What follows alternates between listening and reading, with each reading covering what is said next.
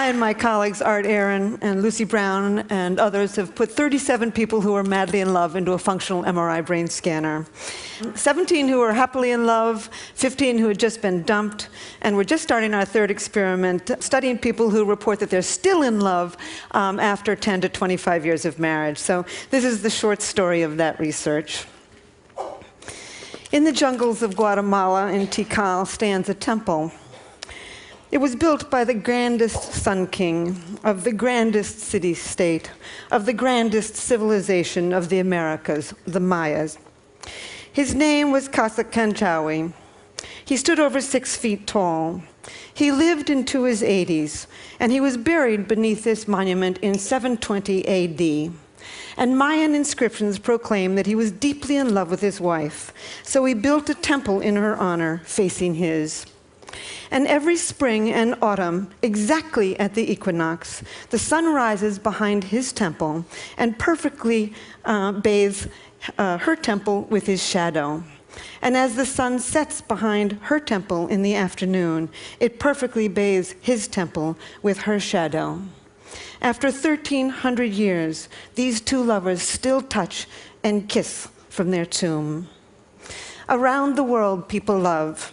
They sing for love, they dance for love, they compose poems and stories about love, they tell myths and legends about love, they pine for love, they live for love, they kill for love, and they die for love. As Walt Whitman once said, he said, "Oh, I would stake all for you." Anthropologists have found evidence of romantic love in 170 societies. They've never found a society that did not have it. But love isn't always a happy experience. In one study of college students, they asked a lot of questions about love, but the two that stood out to me the most were, have you ever been rejected by somebody who you really loved? And the second question was, have you ever dumped somebody who really loved you? And almost 95% of both men and women said yes to both. Almost nobody gets out of love alive. So before I start telling you about the brain, I want to read for you what I think is the most powerful love poem on earth. There's other love poems that are, of course, just as good, but I don't think this one can be surpassed. It was told by an anonymous Kwakiutl Indian of southern Alaska to a missionary in 1896. Here it is. I've never had the opportunity to say it before. Fire runs through my body with the pain of loving you. Pain runs through my body with the fires of my love for you. Pain like a boil about to burst with my love for you. Consumed by fire with my love for you. I remember what you said to me. I am thinking of your love for me. I am torn by your love for me. Pain and more pain. Where are you going with my love? I am told you will go from here. I am told you will leave me here. My body is numb with grief. Remember what I said, my love. Goodbye, my love, goodbye. Emily Dickinson once wrote, "Parting is all we need to know of hell." How many people have suffered in all the millions of years of human evolution? How many people around the world are dancing with elation at this very minute? Romantic love is one of the most powerful sensations on earth. So several years ago, I decided to look into the brain and study this madness. Our first study of people who are happily in love has been widely publicized, so I'm only going to say very little about it. We found activity in a tiny little factory near the base of the brain called the ventral tegmental area. We found activity in some cells called the A10 cells, cells that actually make dopamine, a natural stimulant, and spray it to many brain regions. Indeed, this part, the VTA, is part of the brain's reward system. It's way below your cognitive thinking process. It's below your emotions. It's part of what we call the reptilian core of the brain, associated with wanting, with motivation, with focus, and with craving. In fact, the same brain region where we found activity becomes active also when you feel the rush of cocaine. But romantic love is much more than a cocaine high. At least you come down from cocaine. Romantic love is an obsession. It possesses you. You lose your sense of self. You can't stop thinking about another human being. Somebody is camping in your head. As an 8th century Japanese poet said, "My longing had no time when it ceases." Wild is love. And the obsession can get worse when you've been rejected.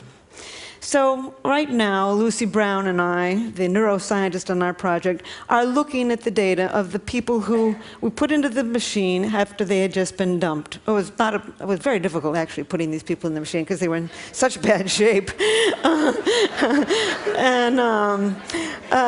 So anyway, we found activity in 3 brain regions. We found activity in a brain region, in exactly the same brain region associated with intense romantic love. What a bad deal. You know, when you've been dumped, the one thing you love to do is just forget about this human being and then go on with your life. But no, you just love them harder. As the poet Terence, the Roman poet, once said, he said, "The less my hope, the hotter my love." And indeed, we now know why. 2,000 years later, we can explain this in the brain. That brain system, the reward system for wanting, for motivation, for craving, for focus, becomes more active when you can't get what you want. In this case, life's greatest prize, an appropriate mating partner. We found activity in other brain regions also. In a brain region associated with calculating gains and losses. You know, you're lying there, you're looking at the picture, you're in this machine, you're calculating, you know, what went wrong, you know, what have I lost? As a matter of fact, Lucy and I have a little joke about this. It comes from a David Mamet play, and there's 2 con artists in the play, and the woman is conning the man, and the man looks at the woman and says, "Oh, you're a bad pony. I'm not going to bet on you." And indeed, it's this brain, part of the brain, the core of the nucleus accumbens actually, that's becoming active as you're measuring your gains and losses. It's also the brain region that becomes active when you're willing to take enormous risks for huge gains and huge losses. Last but not least, we found activity in the brain region associated with deep attachment to another individual.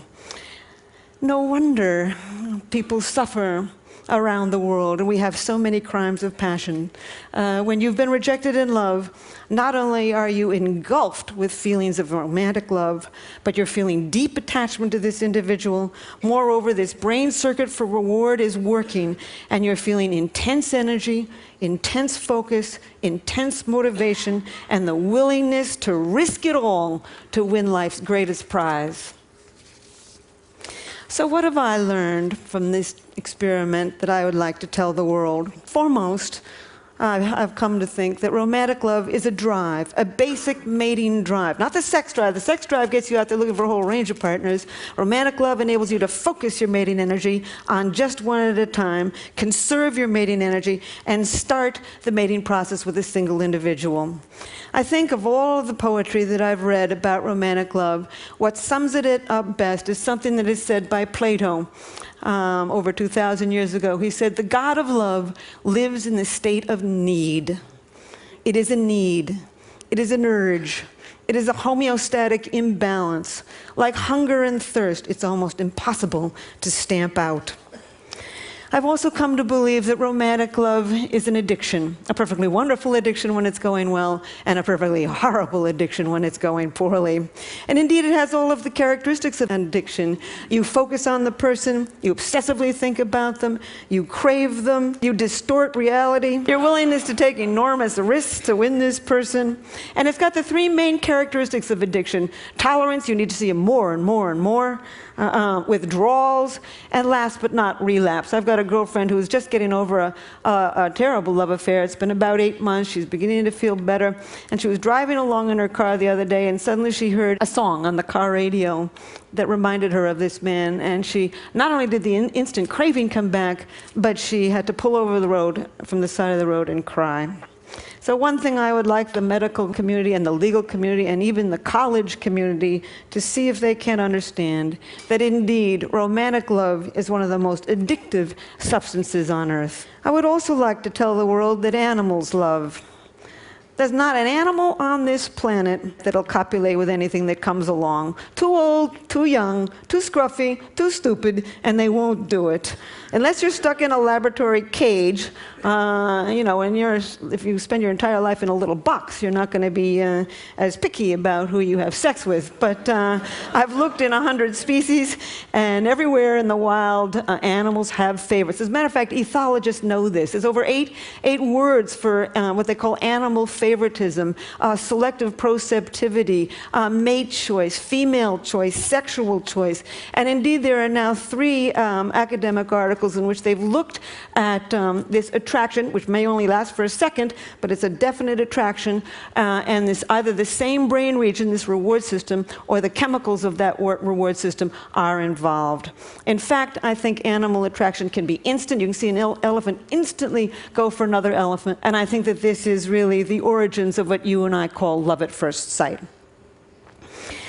People have often asked me whether what I know about love has spoiled it for me. And I just simply say, hardly. You can know every single ingredient in a piece of chocolate cake, and then when you sit down and eat that cake, you can still feel that joy. And certainly I make all the same mistakes everybody else does too. But it's really deepened my understanding and compassion, really, for all human life. As a matter of fact, in New York, I often catch myself looking in baby carriages and feeling a little sorry for the tot. And in fact, sometimes I feel a little sorry for the chicken on my dinner plate when I think of how intense this brain system is.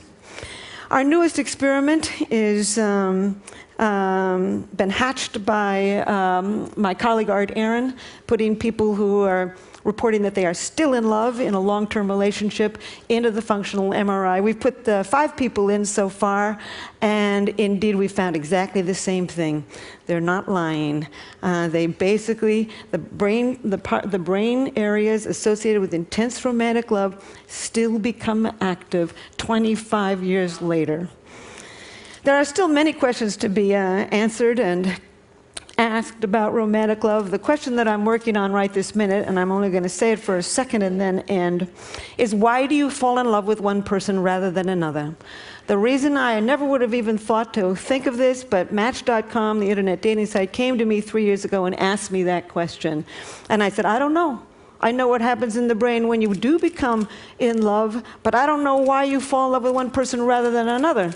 And so I've spent the last 3 years on this, and there's many reasons that you fall in love with one person rather than another that psychologists can tell you. And we tend to fall in love with somebody from the same socioeconomic background, the same general level of intelligence, the same general level of good looks, the same religious values. Your childhood certainly plays a role, but nobody knows how.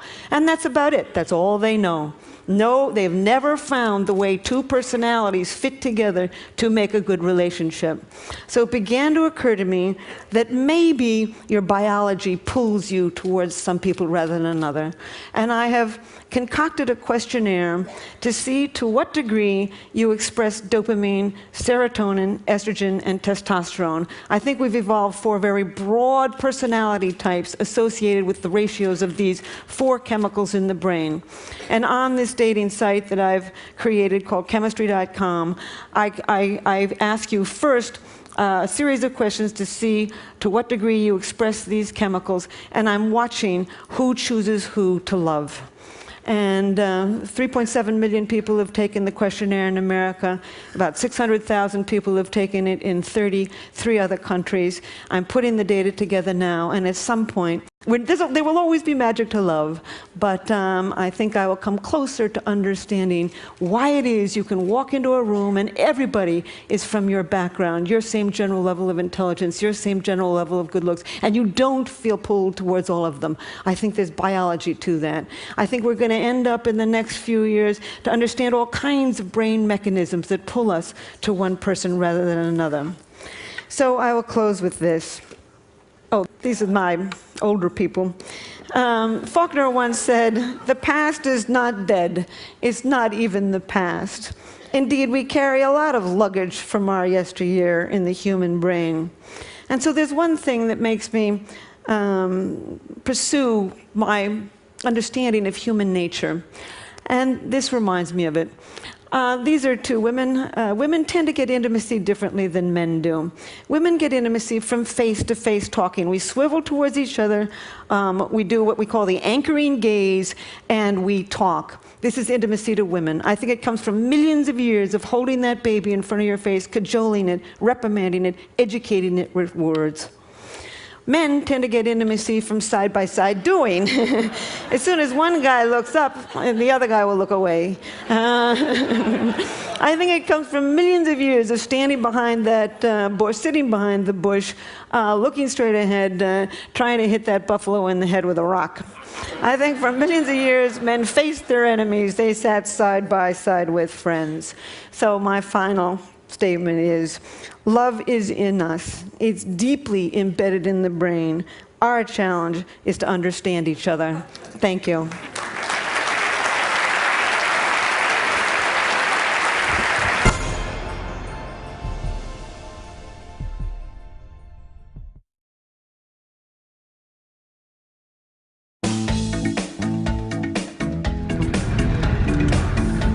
Thank you to everyone that took the time to vote for us on the Mazda Rebels Hub. We've been humbled by the support that we've received, and the Mazda grant is going to make a huge difference. The grant is going to support 3 major projects, both getting Peak out there to the community. It's going to support a hospital in Kenya to deliver eye care immediately, and a bakery which is going to provide employment and a sustainable way of delivering eye care into the future. We're really excited about sharing these different projects.